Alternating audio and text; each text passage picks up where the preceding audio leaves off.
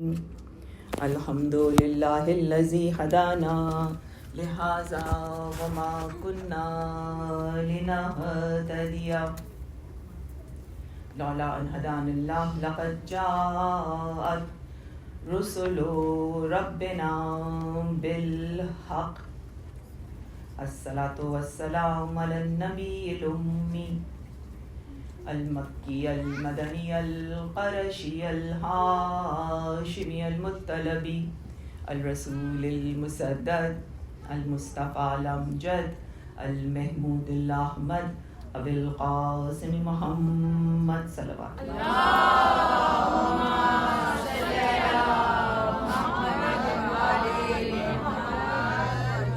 الصلاة والسلام علی سید المطہر والامام المظفر والشجاع الغضنفر ابی شبیر و شبر غالب علی کل غالب مطلوب کل طالب نقطۃ دائرۃ المطالب امام مشارق والمغارب اسد اللہ الغالب امیر المؤمنین علی ابن ابی طالب صلوات اللہم صل علی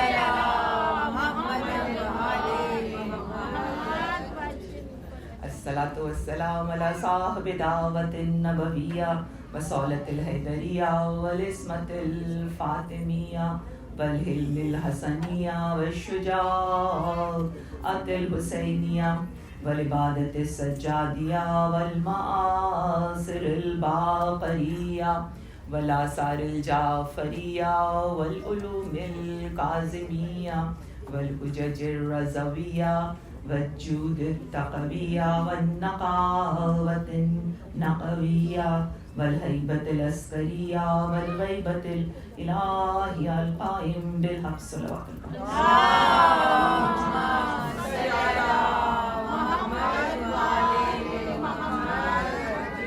الصلاة والسلام علی آلہ الطیبین الطاہرین المعصومین المظلومین انما یرید اللہ لیذہب عنکم الرجس اہل البیت ویطہرکم تطہیرا صلوات اللہ اللہم صل علی محمد وآل محمد.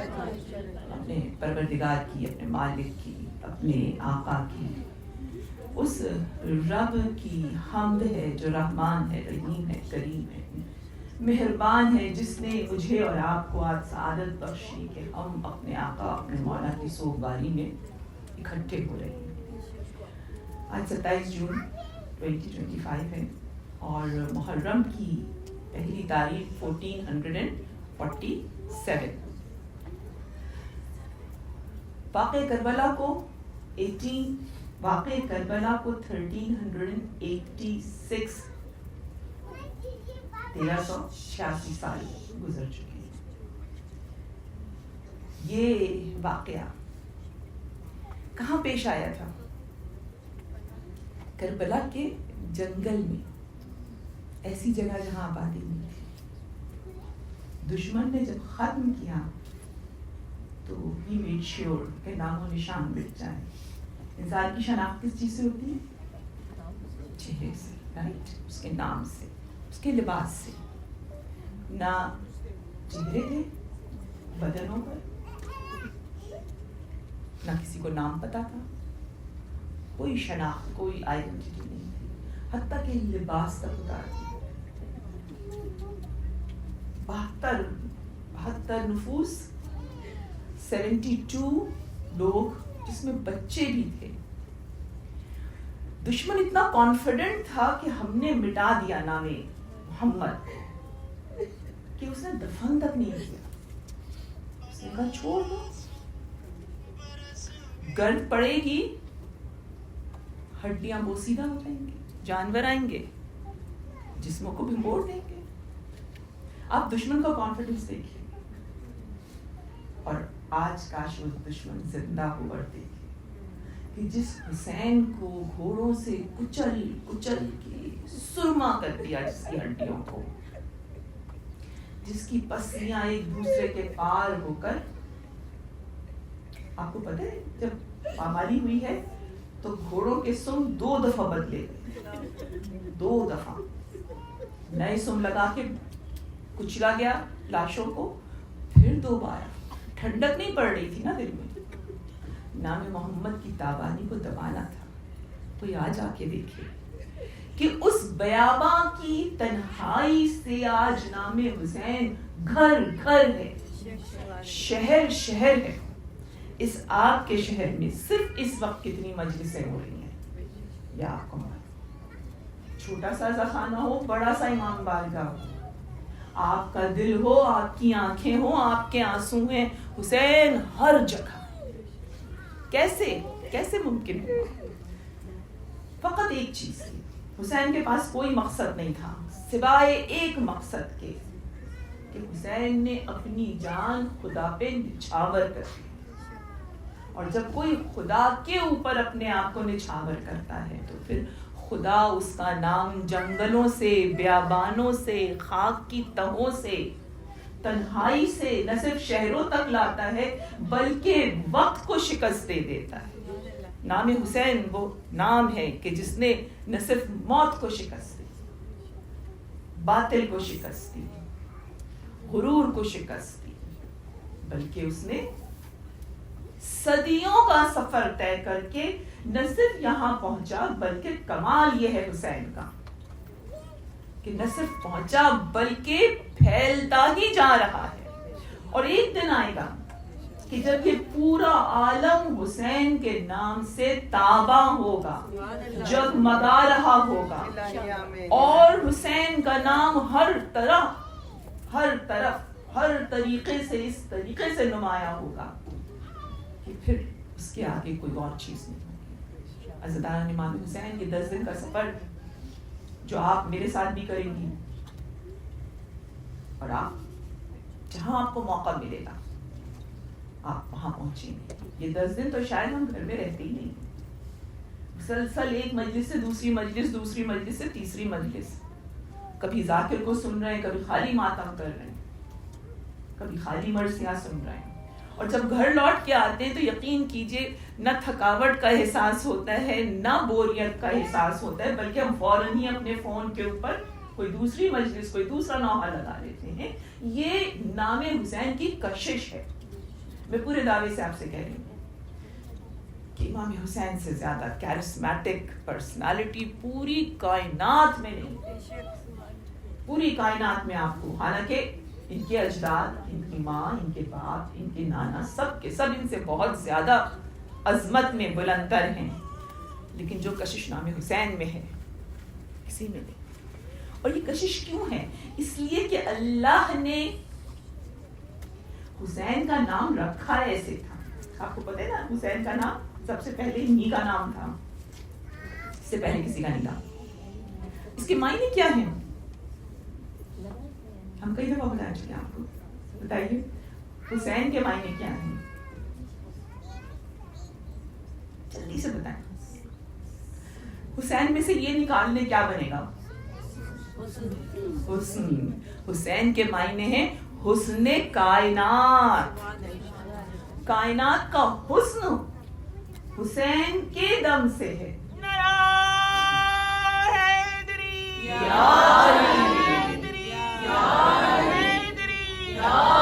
شاہ کربلا کی شان پر پرخلوص سلامات.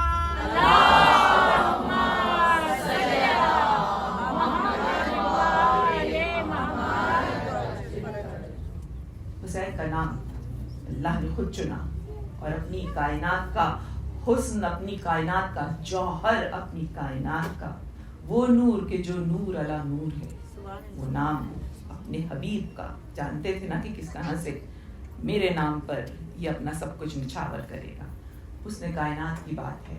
اور آج میں آپ کی خدمت میں اپنے خطبے کا معاف کیجیے گا، اپنے عشرے کی مجالس کا عنوان پیش کرنا چاہوں گی. میرا عنوان بڑا سادہ سا ہے.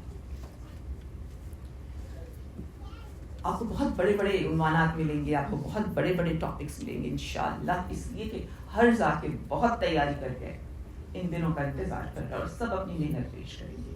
اور اللہ تعالیٰ ہمارے ذہنوں میں اتنی کشادگی عطا فرمائے، اتنی وسعت عطا فرمائے کہ ہم پوری دل جمعی سے ہر مجلس کو سنیں، اس کو پروسیس کریں اور اس کے ذریعے حسینی بننے کی کوشش کریں. میرا عنوان بہت سادہ سا ہے, دا مسنگ لنک, گمشدہ کڑی,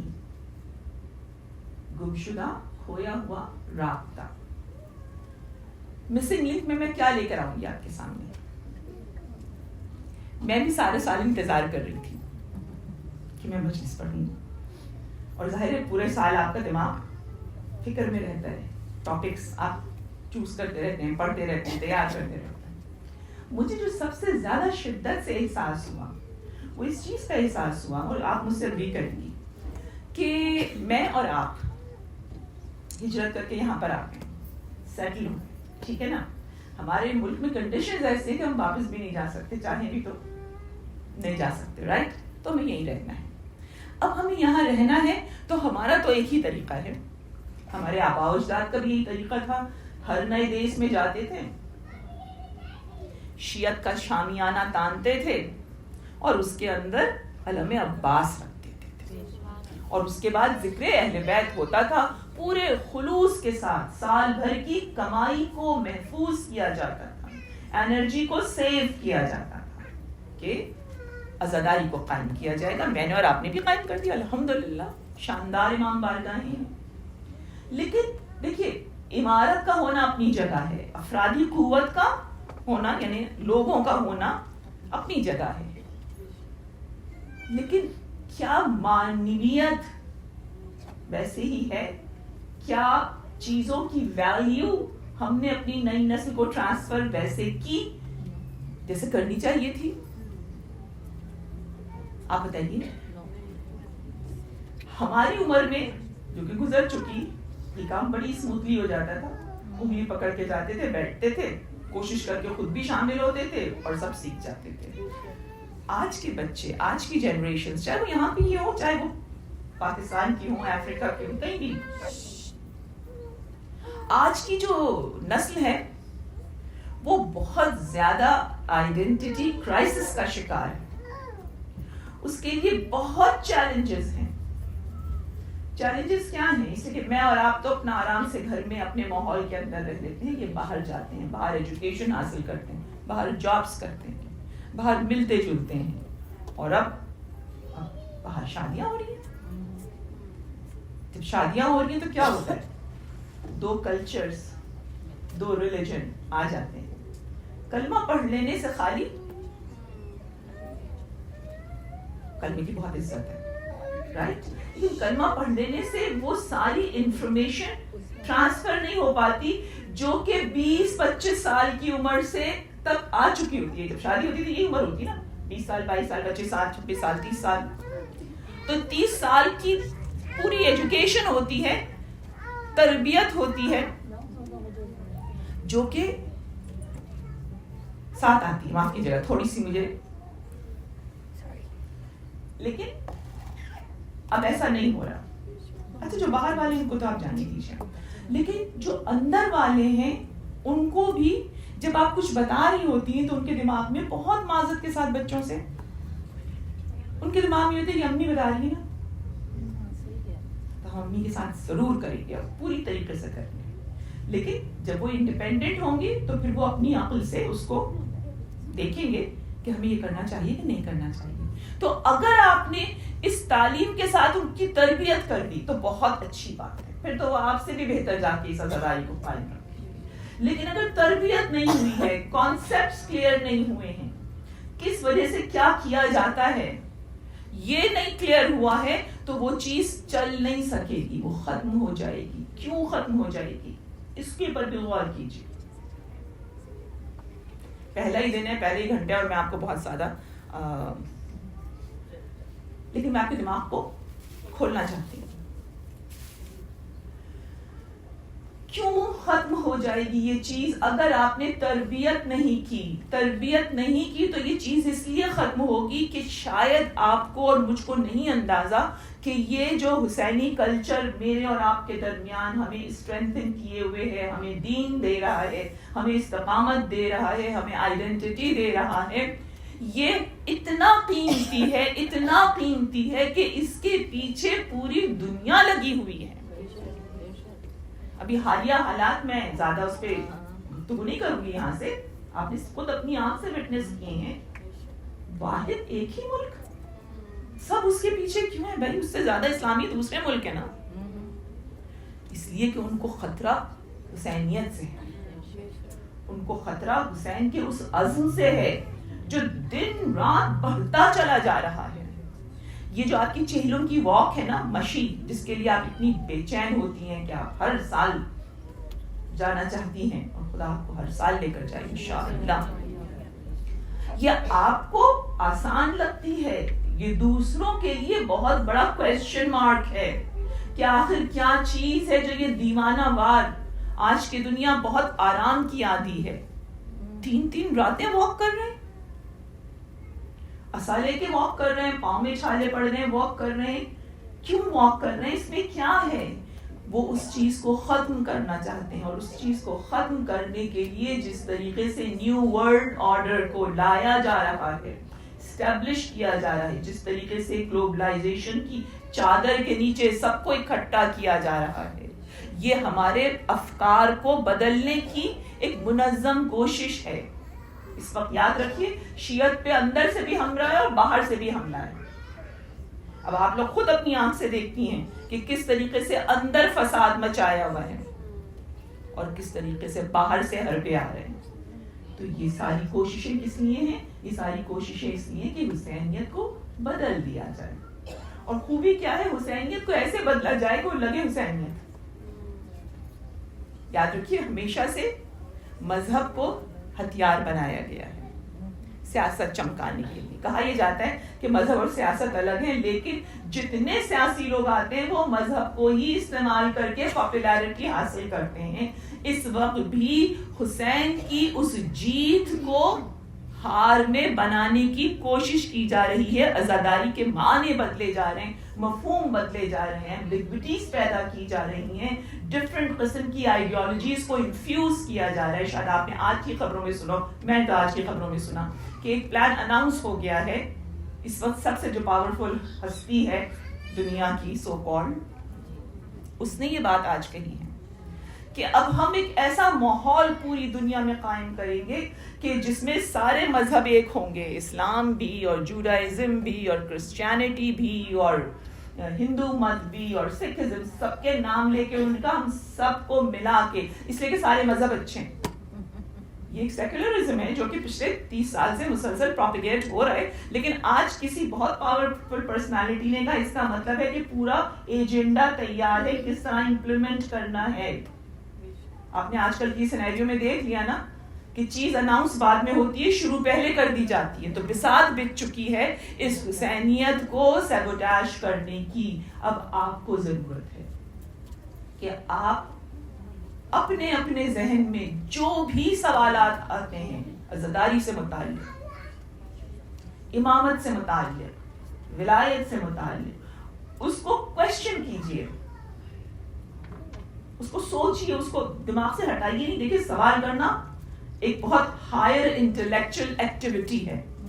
آلویز ریمبر کہ جو سب سے ہائیسٹ انٹلیکچوئل ایبلٹی ہوتی ہے وہ ہوتی ہے ریزننگ کرنا، کوشچن کرنا. کوشچن کرنا بری بات نہیں ہے، کوشچن کیسے کیا جا رہا ہے، کس نیت سے کیا جا رہا ہے، یہ ضروری چیز ہے. کہ کسی کو پریشان کرنے کے لیے کیا جا رہا ہے، کسی کو ہیومیلیٹ کرنے کے لیے کیا جا رہا ہے، یا کسی کو واقعتاً اپنی نالج بڑھانے کے لیے کیا جا رہا ہے. تو سوال کیجئے، جواب ڈھونڈیے، ان کو پروسیس کیجئے اور اپنی زندگی میں وہ تبدیلی لے کر آئیے جو آپ کو ایک مائنڈ فل عزادار بنا دے. پچھلے سال ہم نے کون سی ٹاپک پہ بات کی تھی؟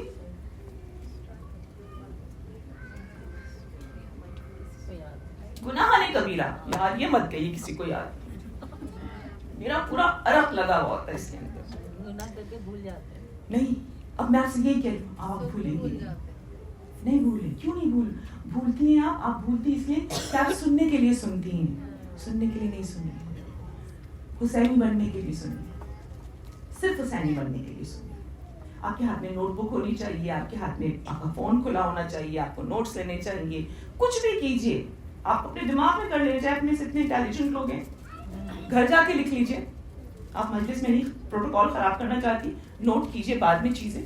لیکن جہاں سے بھی آپ کو مواد مل رہا ہے کہ آپ کیسے حسینی بن سکتی ہیں، اور کون سا حسینی؟ مائنڈفل حسینی، ایک ایسا حسینی کہ جس کو حسینی ہونے کا مطلب پتا ہو، جو دوسرے کو بتا سکے کہ حسینی کا مطلب یہ نہیں ہے کہ میں کالے کپڑے پہنوں، حسینی کا مطلب یہ نہیں ہے کہ میں دن میں 6 مجلسیں کر لوں، حسینی کا مطلب یہ نہیں ہے کہ میں ماتم سب سے زیادہ تیز کروں.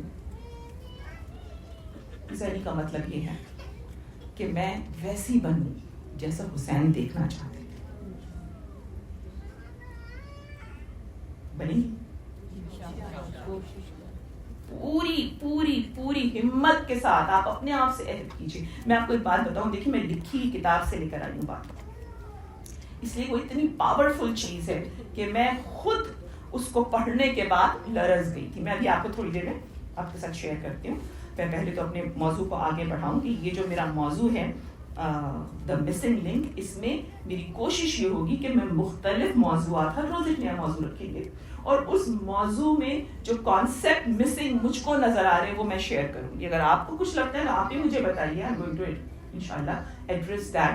جس کے بعد آپ مجھے بتا سکتی ہیں کہ کیا چیز آپ فیل کر رہی ہیں جو کہ شامل ہونی چاہیے.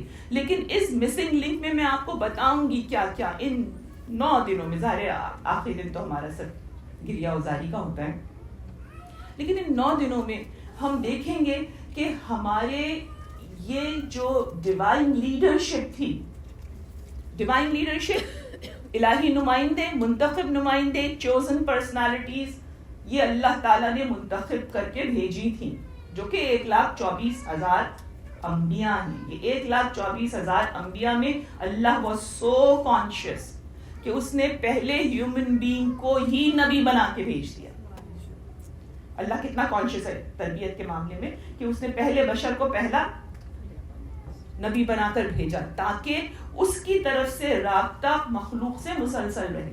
لیکن ہم اپنی اس گفتگو میں 10 دن کی گفتگو میں ہم اسٹارٹ کریں گے سرکار رسالت مآب صلی اللہ علیہ وسلم،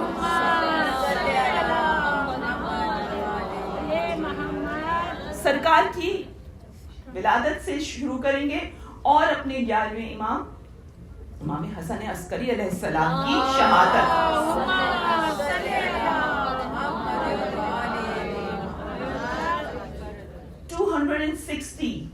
260 ہجری میں آپ کی شہادت ہوئی تھی. ہم وہاں تک کا واقعہ کور کریں گے. اب آپ کہیں گے اتنے سارے لوگ کیسے بتائیں گے؟ میں کیوں یہ منتخب کر رہی ہوں، یہ میں نے موضوع کیوں ایسا لیا؟ اس لیے کہ آپ الحمدللہ ہر امام کے بارے میں سنتی ہیں، لیکن الگ الگ سنتی ہیں، کبھی آپ کنیکٹڈ نہیں سنتی. ایک کرونالوجیکل آرڈر میں پہلے کون تھا، اس کے بعد کون تھا، اس کے بعد کون تھا، اس طرح سے موقع میں نہیں ملتا. اس لیے ہم اشروں میں یہ موضوعات نہیں رکھتے. کسی نے 14 ستارے پڑھ لیے تو غلط بات ہے، جو کہ اب ظاہر کوئی بھی نہیں پڑھتا. یہ کیوں ضروری ہے؟ یہ جو کتنا عرصہ بن رہا ہے؟ اگر ہم 53 بفور ہجرہ، 53 سال ہجرت سے پہلے، یعنی کہ فرسٹ عام الفیل، یعنی کہ ولادت سرکار رسالت مآب صلی اللہ علیہ وآلہ وسلم سے لے کر، اچھا چلو میتھس میں اچھے نا، ذرا وہ اپنا دماغ کھولیں. میں تو خیر بہت لکھ کر لائی ہوں، اس لیے میرا میتھ اچھا نہیں ہے، لیکن ہے نا کچھ ٹیچرز یہاں بیٹھی ہوئی. 53 بفور ہجرہ سے 260 ہجرہ کتنے سال بنیں گے؟ 260 میں 53 ملا دیں، 313.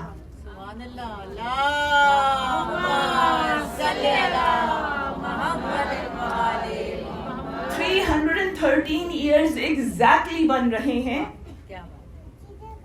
کتنی خوبصورت بات ہے، کیا رمز ہے اس کے اندر، کیا کنایا ہے. 313 تو آپ کو پتا ہے نا، ایک بہت ہی آؤٹ اسٹینڈنگ فگر ہے جسے میٹ کرنے کے لیے ہم سب لوگ کوشش کر رہے ہیں کہ کسی طریقے سے ہم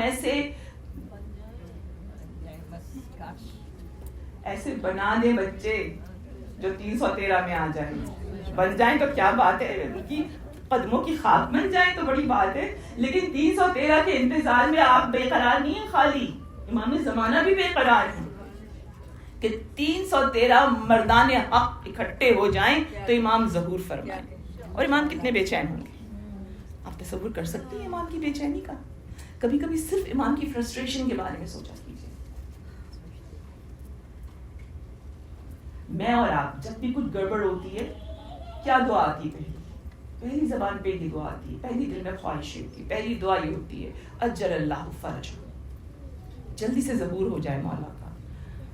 تو مولا نہیں بے چین ہوتے ہوں گے, وہ نہیں بے قرار ہوتے ہوں گے کہ اگر میں ہوں تو یہ زیادتی نہ ہو, اگر میں ہوں تو انصاف کا خون نہ ہو, اگر میں ہوں تو چیزیں حکم الہی کے مطابق چلیں. یہ سب کیوں نہیں ہو پایا؟ 313 کیوں نہیں بن پا رہے ہیں؟ یہ ہم جیسے جیسے مسنگ لنکس کو کنیکٹ کریں گے نا. مسنگ لنک ہوتا کیا ہے؟ دو بڑی اینٹیز ہیں, ان کے درمیان میں گیپ ہے, ان کے درمیان کنیکشن نہیں ہے. آپ کو پتا ہے ہر چیز کنیکشن کے اوپر چل رہی ہوتی ہے. جب تک چیزیں کنیکٹڈ ہوتی ہیں تبھی وہ سرکلز میں آگے جا رہی ہوتی. تو ہمارے پاس بہت آپ کو گیپس نظر آئیں گے. تو یہ جب ہم 313 سال ہدایت کے سے سنیں گے اور ان 313 سال کے ساتھ پھر ہم غیبت کبریٰ کو دیکھیں گے. غیبت کبریٰ کو جس کو 1187 1187 ایئرز ہو چکے ہیں. 87 کیا کہیں گے, 87 کہیں گے, 87 سال ہو چکے ہیں. کتنے کرب کے یہ سال ہیں امام کے لیے, اور کتنی بے چینی ہے ہم کو. جیسے جیسے ہم دنیا پہ حملے ہوتے ہوئے دیکھ رہے ہیں, اپنی کمیونٹی کو بکھرتے دیکھ رہے ہیں, اس پہ ظلم ہوتے دیکھ رہے ہیں, عام انسان کو مرتے دیکھ رہے ہیں, قتل ہوتے دیکھ رہے ہیں, تو ہم یہی چاہتے ہیں نا کہ یہ سال جلدی سے ختم ہو جائیں. تو خوشخبری یہ ہے کہ یہ جو 1187 ایئرز ہیں غیبت کبریٰ کے, یہ ظہور صغریٰ میں شامل ہو چکے ہیں. ظہور صغریٰ یعنی کہ وہ وقت جبکہ ظہور کبریٰ ہوگا اس سے بالکل پہلے کا وقت. تو اس وقت کے تقاضوں کو سمجھیے, آئمہ نے کیا کہا ہے اس کے بارے میں سنیے. تو ہماری یہ جو انشاءاللہ گفتگو ہوگی اس میں ہم نہ صرف اپنے 14 معصومین کے حالات زندگی کو دیکھیں گے, ان کی کیا لائف میں 2-3 چیزیں میں فوکس کروں گی. اور وہ چیزیں یہ ہوں گی, سب سے پہلی چیز یہ ہوگی کہ ان کا عرصہ امامت کتنا تھا. جب میں نے ابھی لاسٹ مجلس پڑھی نا آپ کے یہاں امام موسیٰ کاظم علیہ السلام کی, تو جو میں نے آپ کا ذوق و شوق دیکھا اور جو میں نے پھر آپ لوگوں کی فیڈ بیک سنی, اس کے بعد مجھے احساس ہوا کہ آپ لوگ بہت زیادہ ڈپرائیوڈ ہیں, اور آپ لوگوں کی خواہش ہے کہ آپ اپنے ائمہ کے بارے میں جانیں. تبھی میں نے اتنا طویل خطبہ پڑھا تھا. اس طویل خطبے میں صفات دیکھا کیجئے کہ کس امام کے ساتھ کون سی صفت لی جا رہی ہے, تو آپ کو اندازہ ہوگا کہ کس امام کے کیا چیلنجز تھے. ہم یہ دیکھیں گے عرصہ امامت کیسا تھا, کتنا بڑا تھا. ہم یہ دیکھیں گے کہ امام نے کون کون سی یونیک قسم کی مشکلات کو فیس کیا, اور پھر ہم یہ دیکھیں گے جس پہ سب سے زیادہ زور ہوگا کہ اس امام نے اس مشکل کو اوور کم کیسے کیا ہے. وہ جو چیلنج ان کے سامنے آئے تھے, اس لیے اس پر سب سے زیادہ بحث کیا ہو رہی ہے, سب سے زیادہ بحث یہ ہو رہی ہے کہ جب ہر جگہ حملے ہو رہے ہیں تو ہم کیوں نہیں تلوار لے کے نکل رہے ہیں, ہم کس لیے بیٹھے ہوئے ہیں. تو یہ چیز سمجھنے کے لیے آپ کو یہ دیکھنا پڑے گا کہ 11 اماموں نے کتنے شدید آپریشن میں زندگی گزاری, اور انہوں نے کبھی ایک لمحے کو بھی حق پہ کھڑا ہونا نہیں چھوڑا. لیکن انہوں نے اس حق پہ کھڑے رہنے کے لیے کیا کیا؟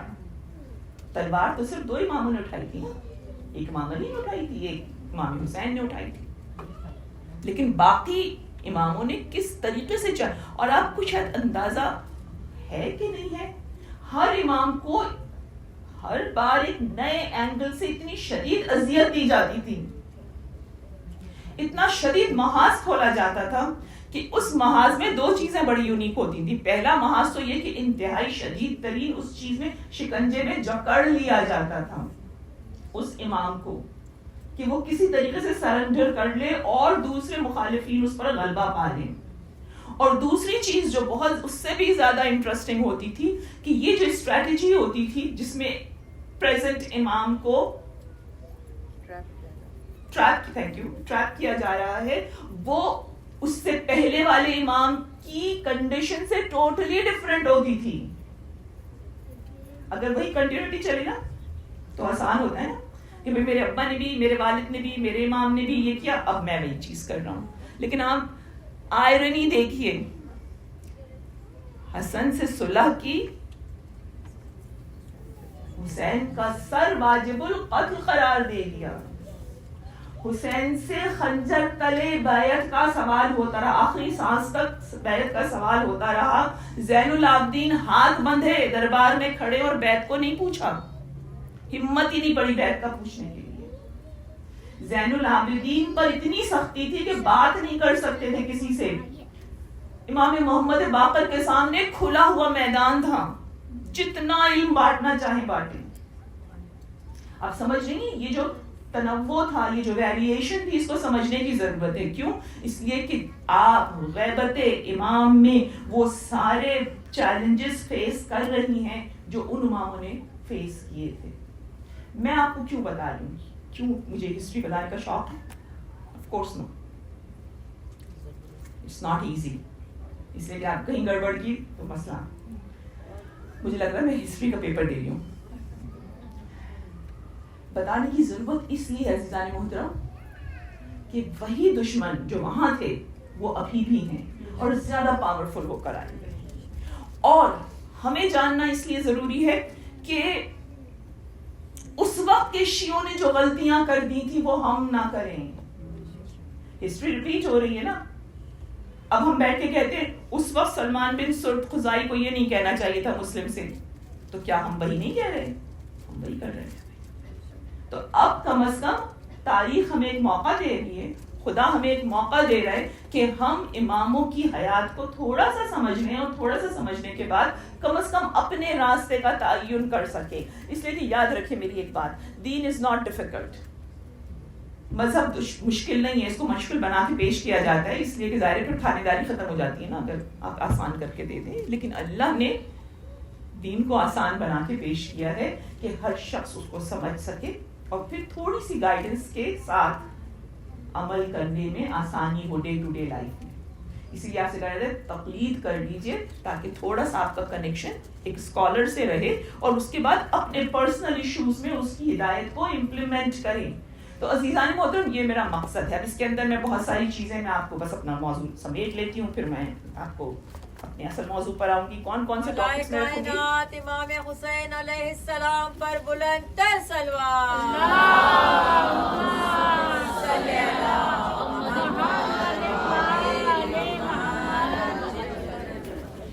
ایک بار اور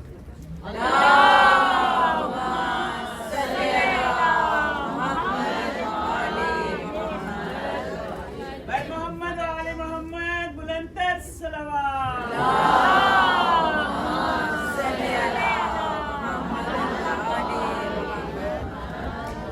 آج کا ٹاپک تھا گمشدہ کڑی مسنگ لنک. یہ تھرو آؤٹ چلے گا، لیکن کل ہوگا ہمارا 13 معصومین کا 313 سال کا جہاد. کل یہ ہمارا ٹاپک ہوگا انشاءاللہ. پرسوں ہوگا 250 سالہ دور ولایت، یعنی امام علی علیہ السلام سے لے کر ہم پھر 11ویں امام تک اس کو کنٹینیو کرنے کی کوشش کریں گے، اور یہ موضوع بھی مسلسل چلتا رہے گا. اس لیے کہ ہر روز میں 1 یا 2 معصومین کے بارے میں بات کروں گی. 4 تاریخ کو ہمارا ٹاپک ہوگا کاروان عشق، یعنی امام حسین علیہ السلام کی ٹائم لائن ڈسکس کریں گے.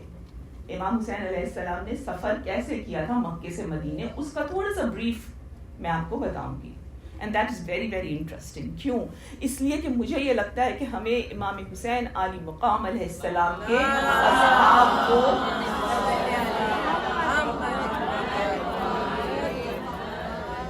آپ کے اصحاب کو، آپ کے جانثاروں کو، ان کی مووز کو، ان کی جو بھی انہوں نے کیا اس کو دیکھنے کی بہت شدید ضرورت ہے. اس لیے کہ اگین جو وہ اپنے وقت کے امام کے ساتھ کر رہے تھے، کوئی سیکریفائس کر رہا تھا، کوئی دل سے ساتھ تھا، لیکن عمل میں کچھ پیچھے ہو گیا. وہ چیزیں جاننا بہت ضروری ہیں. امام کے بہت عزیز ساتھی تھے جو آخری وقت میں امام تک نہیں پہنچ سکے. کیوں نہیں پہنچ سکے؟ کیا وجہ ہوئی؟ مجھے پتہ چل جائے تاکہ میں اپنے امام کی پکار پہ وہ کام نہ کروں. آپ سمجھیے میرا جو اینگل ہے ہسٹری کا وہ صرف یہی ہے کہ جو اس وقت ہوا وہ مجھے معلوم ہونا چاہیے تاکہ میں اب اپنی ڈیسیشنز جو ہے وہ بہت ویل تھاٹ آؤٹ لوں, بہت ویل پلانڈ طریقے سے لوں. پھر اس کے بعد اگلے دن ہماری 5ویں تاریخ کو ہمارا حسینی کلچر کے نام سے ہوگا. حسینی کلچر کہہ لیجیے اس کو, یا بیک ٹو بیسکس کہہ لیے. بالکل جو حسینی کلچر میں چھوٹی چھوٹی چیزیں ہیں ان کی علت کیا ہے, ان کا ریلیشن شپ کیا ہے, اس کے بارے میں تھوڑی سی گفتگو کریں گے. پھر اس کے بعد 6 اور 7ویں دن ظہور صغریٰ اور ظہور کبریٰ کے بارے میں تھوڑی سی بات کریں گے. 8ویں دن کوئی ٹاپک نہیں ہوگا, صرف شہنشاہ وفا کی بات ہوگی, شروع سے لے کر آخر تک صرف اپنے آقا سرکار حضرت عباس علیہ السلام.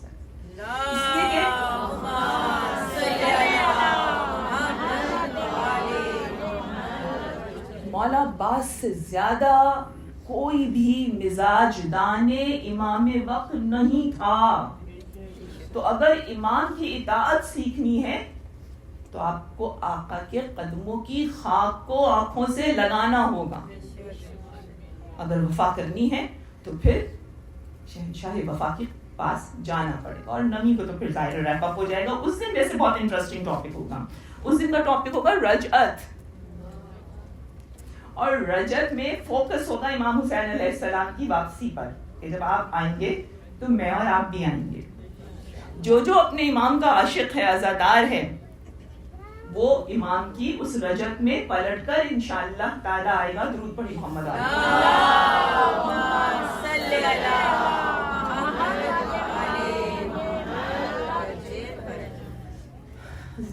محترم. آج پھر بات کرتے ہیں ہم اپنے سب سے پہلے سرکار رسالت مآب صلی اللہ علیہ وسلم.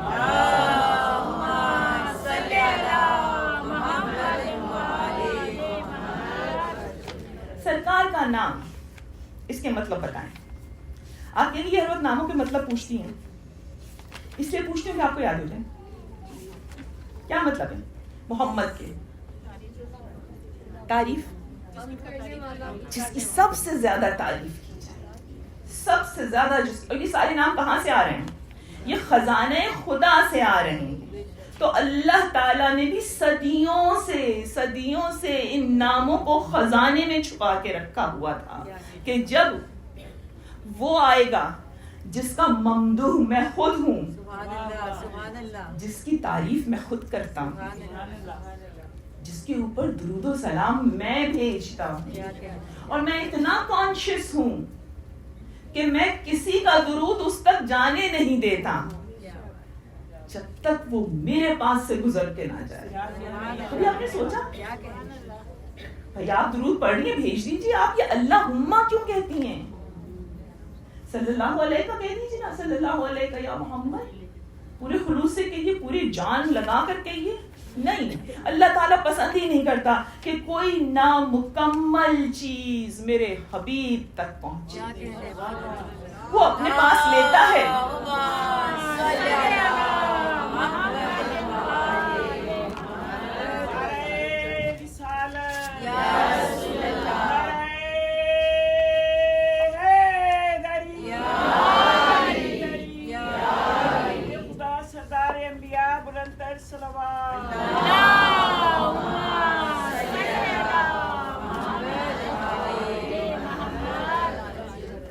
اپنے پاس درود بلاتا ہے, اپنے پاس سٹور کرتا ہے. دیکھیں, تھینک یو. یہ عظمت ہے, یہ اس ہستی کی عظمت ہے جسے اللہ تعالیٰ نے اپنے نور سے خلق کیا, اور اس خلقت کے بعد معاف کیجیے گا, اس کو جس طریقے سے انوار کے دریاؤں سے گزارا, صفات کے دریاؤں سے گزارا, یعنی کہتے ہیں نور علی نور, اور اس کے بعد اس دنیا میں بھیجا, تو دنیا پہ واجب کر دیا کہ پہلے دن سے اس کو پہچانو کہ اس کی تعریف سب سے زیادہ ہوئی. اس کا نام احمد رکھا. احمد کے مطلب کیا ہے؟ حمد سے نکلا, کہ جس کی سب سے زیادہ تعریف آسمانوں کے اوپر ہو رہی ہے. سرکار کی ولادت, اب ظاہر ہے میں بہت کچھ کہہ سکتی ہوں اور دل چاہتا بھی ہے, لیکن اس وقت اجازت نہیں دے رہا, تو I will be very specific. آپ کی کنیت کیا تھی؟ ابو القاسم. ابو القاسم کی کنیت کے مطلب یہ ہے کہ آپ کے پہلے صاحبزادے قاسم تھے, لیکن یاد رکھیے کنیت پیدا ہوتے ہی رکھ لی جاتی ہے، بیٹا تو پھر بعد میں پیدا ہوتا ہے نا. تو یہ ابو القاسم کیوں رکھی گئی تھی؟ اس کی آپ کے امام جو ریزن دیتے ہیں، آپ فرماتے ہیں کہ آپ نے، میرے جد رسول اللہ نے امام علی کو پہلی جب باہر تشریف لائے تھے خانہ کعبہ سے تب سے گود لے لیا تھا اور آپ کی پرورش کی ایک بیٹے کی طرح اپنے پاس سلاتے تھے، اپنی لعاب دہن دیتے تھے، پرورش کرتے تھے، نہلاتے تھے، دھلاتے تھے، انگلی پکڑ کے ساتھ چلاتے تھے. بیٹے ہو گئے نا. پھر امام جعفر صادق علیہ السلام کہتے ہیں کہ میرے جد علی کے پاس اختیار ہے کہ وہ قسیم النار والجنہ ہیں، جو حق پہ چلنے والا ہے اسے جنت کی جانب بھیجیں گے، جو حق پہ نہیں چلنے والا ہے یعنی منکر ولایت ہے اسے جہنم میں بھیج دیں گے. تقسیم کرنے والے ہیں. تو چونکہ قاسم امام علی کا لقب ہے اس وجہ سے رسول خدا کو ابو القاسم کہا گیا.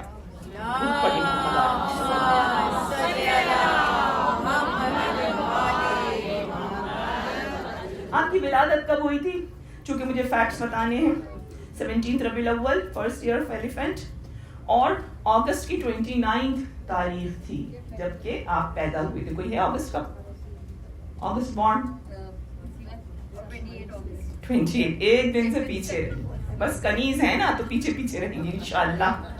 29 اگست. اور حضرت عیسیٰ کے جانے کے ایگزیکٹلی 570 سال بعد رسول اللہ تشریف لائے تھے. 570 ایئرس کے بعد رسول اللہ اس دنیا میں تشریف لائے تھے.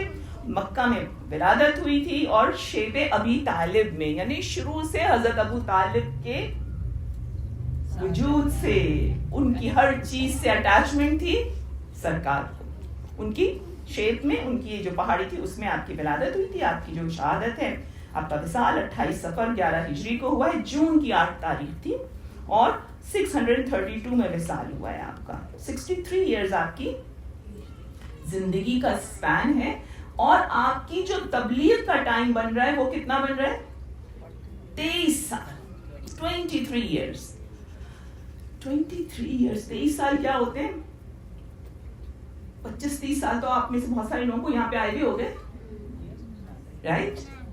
اب آپ اندازہ لگائیے کہ وہ کتنی پاورفل ہستی تھی جس نے 23 سال میں ایسا نظام سیٹ کر دیا کہ قیامت تک اسلام پھلتا پھولتا رہے. کیا جناب کا حوصلہ تھا، کیا تبلیغ میں خلوص تھا، کیا تکلیفیں، کیا چیلنجز فیس کیے آپ نے کہ آپ نے دین کو اس طرح قائم کر دیا کہ آج بھی سب سے تیزی سے پھیلنے والا مذہب دین اسلام ہے. تو آپ تو خوش نصیب ہے کہ اس دین میں پیدا ہو گئی ہیں. کوشش کیجئے کہ اس دین کو اس طرح سے سمجھیں کہ روز قیامت سرکار کی شفاعت مل جائے. آپ کی زندگی کا صرف ایک مقصد ہونا چاہیے. ہر کام میں آپ یہ سوچا کیجئے کہ کیا میں یہ کام جب میں رسول اللہ کے سامنے کھڑی ہوں گی، پیش کروں گی، تو آپ اس پہ مسکرائیں گے یا آپ اس پہ خفا ہوں گے؟ اگر آپ یہ سوچنا شروع کر دیں، آپ یقین کیجئے آپ کے لیے زندگی چیلنجنگ تو ہوگی لیکن کامیاب ہو جائے گی اگر آپ صرف رسول اللہ کی پسند اور ناپسند کو. اور یہ میں اس لیے نہیں کہہ رہی ہوں کہ میں کہنا چاہ رہی ہوں، یہ قرآن کہہ رہا ہے کہ رسول جب آپ کسی مومن یا مومنہ کے حق میں کوئی بات کہہ دیں، اسے کوئی حکم دے دیں، تو اب اس کے لیے سزاوار نہیں کہ وہ اس چیز کے ادروائز کرے. میں کل آپ کو آیت کا نشان بھی بتا دوں گی اور پھر ہم اپنے آپ سے پوچھتے ہیں. میں تو خود بہت شرمندہ ہوں کہ کتنی چیزیں میں ایسی کرتی ہوں جو کہ رسول اللہ نہیں پسند کرتے. لیکن اس برس ہم کوشش کریں گے، دعا مانگیں گے، بی بی سے مدد مانگیں گے. بی بی آپ نے مدد کرنی ہے کہ ہم آپ کے بابا کے فیورٹس میں آ سکیں.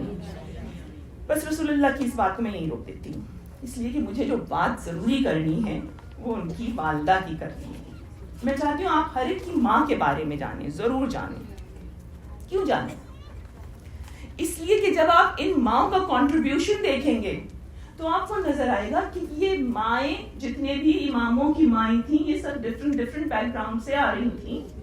جیسے اماموں کو تو ہمیں لگتا ہے نا کہ امام تو ظاہر ہے بالکل اللہ کی طرف سے منتخب کیے ہوئے اور امام کے صلب سے آئے ہوئے تو پرفیکٹ امام ہیں. لیکن آپ ان عورتوں کا کنٹریبیوشن دیکھیے جو ہاشمی بھی تھیں اور غیر ہاشمی بھی تھیں، عرب بھی تھیں اور غیر عرب بھی تھیں، آزاد بھی تھیں اور کنیز بن کر آئی تھیں اور پھر آزاد ہو گئی تھیں، لیکن ان سب میں جو کامن پوائنٹ تھا، اور یہ میں آج کی بچیوں سے بات کر رہی ہوں، کہ جو کامن پوائنٹ تھا تمام ماؤں میں، اماموں کی، معصومین کی ماؤں میں، وہ دو چیزیں تھیں. پہلی چیز یہ کہ اسلام شریعت پر ٹو دی ڈاٹ عمل کرنا، شریعت کو سمجھنا. اس میں سے 5 سے 6 خواتین ہوئے جو آئیں غیر مذہب سے تھیں، لیکن انہوں نے اسلام کو نہ صرف سمجھا بلکہ اس کو اس طرح سے برتا کہ امام نے ان کی گود میں پرورش پائی. اتنا شریعت کو سمجھ لیا تھا. اور دوسری چیز کیا تھی؟ دوسری چیز جو ان میں کامن تھی وہ یہ تھی کہ ان کو یہ پتا تھا کہ ان کی گود معصوم کی پرورش گاہ ہے، معصوم کی درس گاہ ہے، تو انہوں نے اپنے آپ کو اس لیول تک پہنچایا اور مینٹین رکھا. اتنی چھوٹی سی بول رہی عورتوں کی عظمت پر.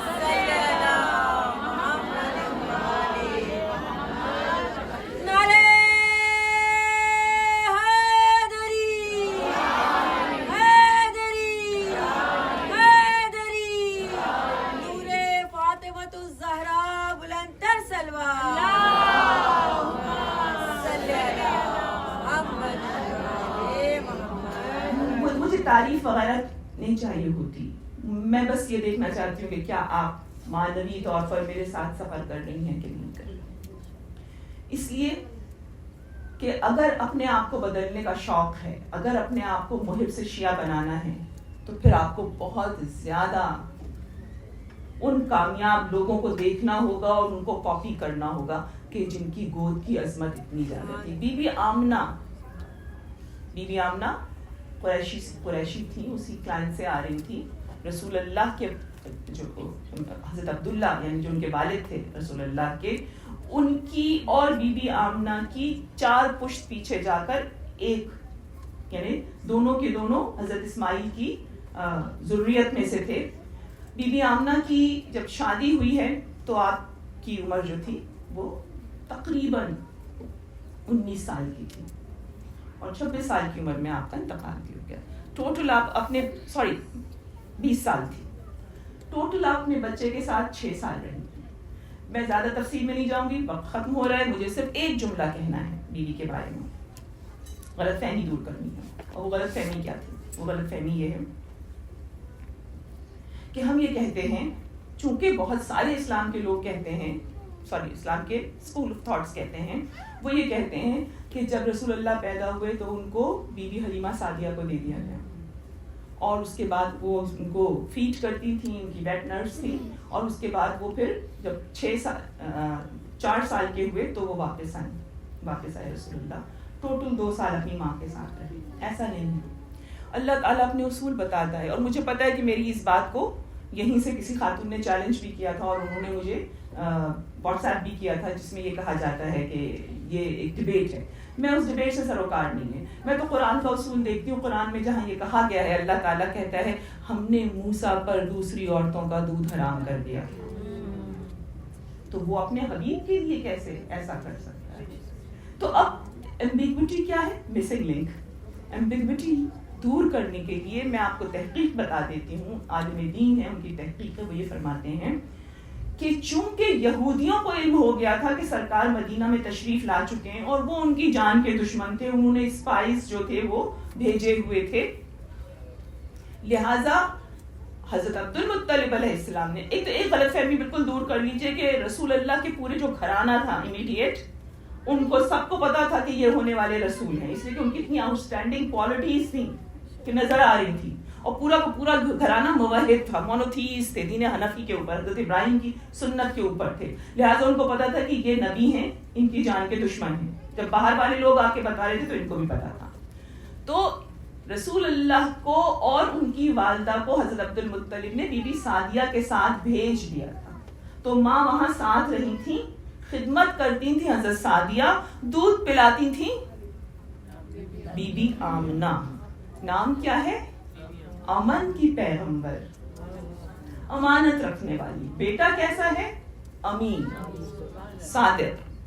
بیٹے کا دین ہی سلام سے شروع ہوتا ہے. تو کتنی پاکیزہ وہ بی بی ہوگی، کتنی خوبصورت وہ گود ہوگی. سلام اس گود کی عظمت کے اوپر. اور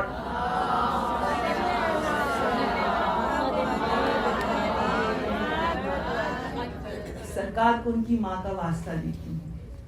اے رسول اللہ، آپ کو اپنی مادر گرامی کا واسطہ، ہمیں بھی اچھی مائیں بنا دیں جیسے آپ کی ماں نے تربیت کی اس کفر کے اندھیرے میں. ہم بھی یہاں ایسے ہی حالات میں ہیں. آپ ہمارے بچوں پر لطف کر دیجئے. اپنی ماں کا صدقہ ہم جیسی گناہگار کنیزوں کو بھی وہ صفت دے دیجئے، وہ درد مندی دے دیجئے کہ ہماری نسلیں بھی اسلام پر پروان چڑھیں اور جئیں تو مسلم اور مریں تو مومن. درود پڑھیں محمد.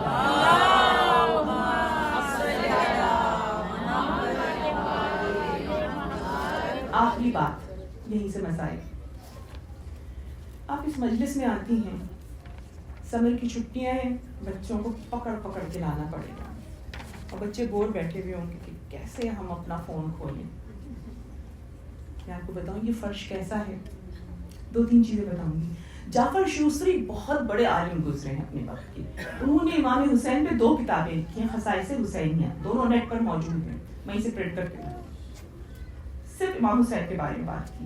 میں یہاں سے 2-3 باتیں بتاؤں گی. آپ جعفر شوستری کہتے ہیں، اور انہوں نے جو کچھ بھی لکھا ہے نا اپنی کتاب میں صرف احادیث معصومین سے لکھا، اپنی طرف سے کچھ نہیں لکھا کہ جیسے میں اپنی طرف سے کچھ کہہ دوں نا آپ یہ تو ان کے دل کی بات ہے. نہیں، انہوں نے سب کچھ معصومین کے حوالے سے لکھا ہے.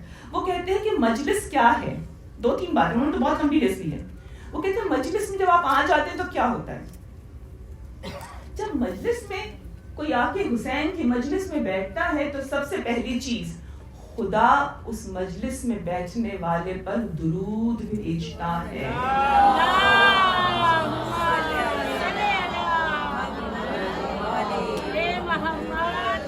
خوشا نصیب مجھ پر اور آپ پہ اللہ درود بھیجے.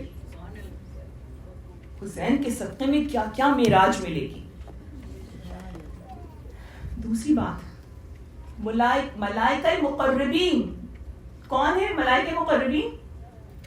4، جبرائیل، میکائیل، عزرائیل، اسرافیل. رائٹ؟ چاروں کے چاروں اس مجلس میں آ جاتے ہیں. اب آپ کے ساتھ کون بیٹھا ہے یہ تصور کیجیے.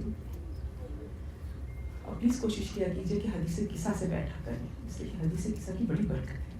اس حلقے میں شامل ہو جائیں گی تو پورے گناہ معاف کروا کے اٹھیں گی. یہاں پر آنے والوں کے لیے 4 اور ہستیاں درود بھیجتی ہیں. ایک تو اللہ بھیج رہا ہے. 4 ہستیاں کون ہیں؟ یہ پنجتن پاک کی پہلی 4 ہستیاں ہیں. رسول خدا امیر المومنین فاطمہ زہرا حسن صلوات بھیجتے ہیں یہاں کے بیٹھنے والوں پر. اور نہ صرف صلوات بھیجتے ہیں بلکہ دعائے خیر بھی کرتے ہیں.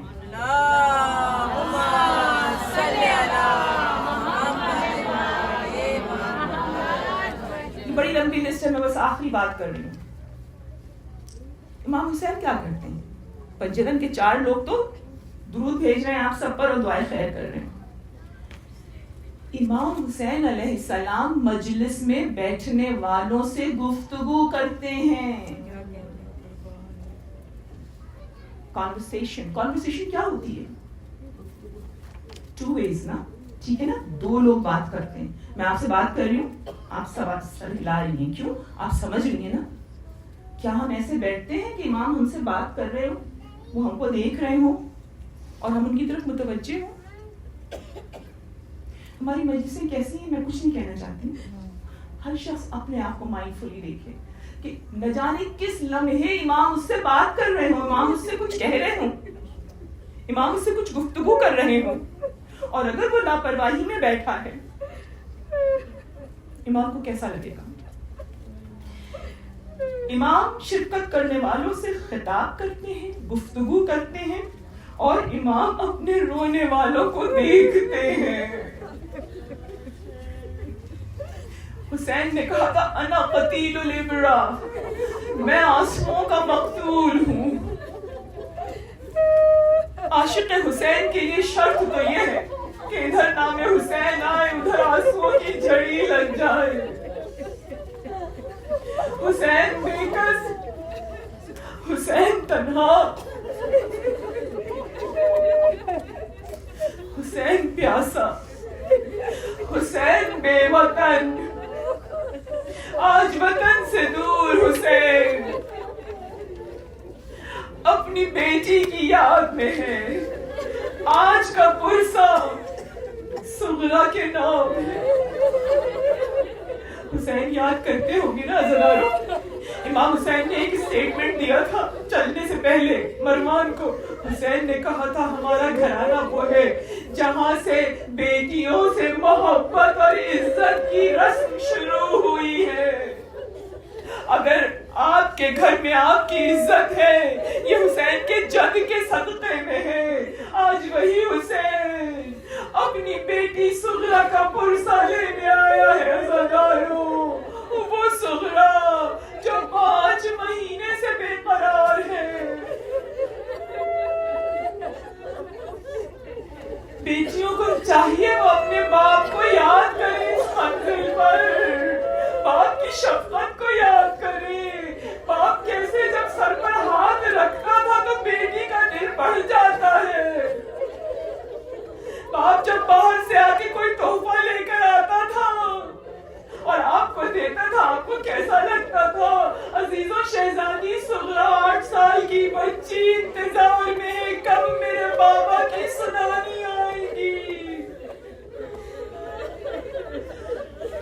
دروازے پہ بیٹھ کے اس راستے کو دیکھتی ہے جب کوئی گرد اڑتی ہے. سہیلی سے پوچھتی ہے دیکھو کیا میرا بھائی علی اکبر آ گیا، مجھ سے وعدہ کر کے گیا تھا مجھے لینے آئے گا. ہاں سغرا عاشور کی شام تھی جب سلمہ کے گھر سے دادی سلمہ کے گھر سے رونے کی آواز بلند ہوئی تھی.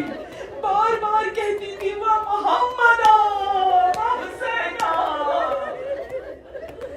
لوگ دوڑتے ہوئے ام المومنین کے گھر کی طرف چلے.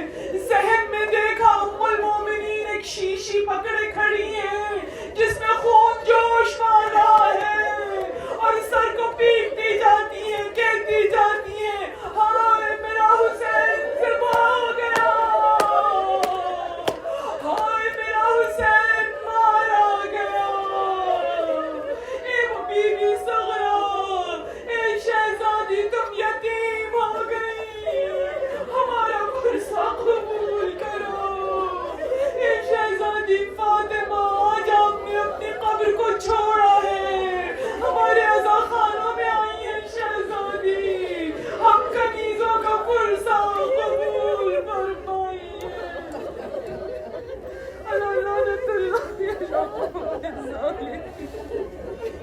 ماتم حسین.